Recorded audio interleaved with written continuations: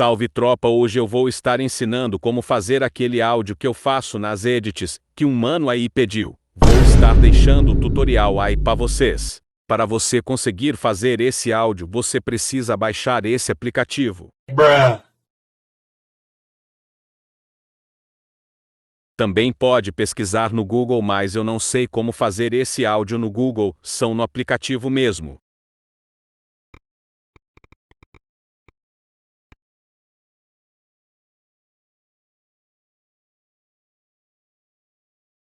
Agora entra no aplicativo.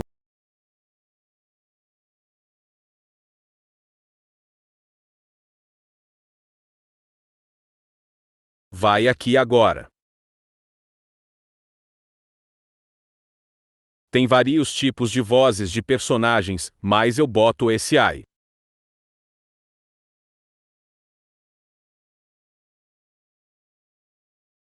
Para aparecer ele coloque o nome Super Smash Bros. Só de colocar isso já aparece.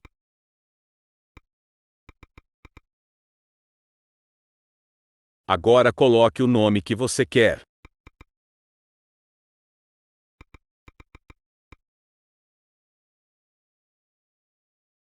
Também dá para escolher a emoção da fala.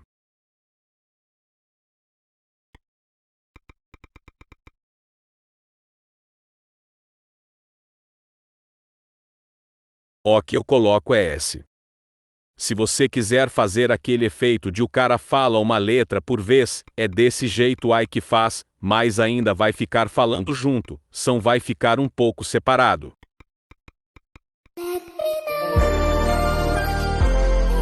Agora escolha a emoção.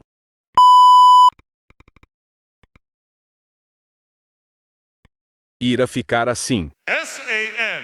SANTOS. Dependendo do jeito que você colocou, ficará diferente.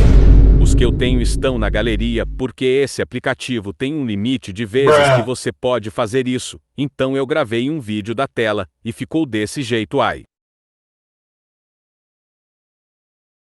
Santos. Esse foi o vídeo tropa, espero que tenham gostado. Fiquem com Deus e falou.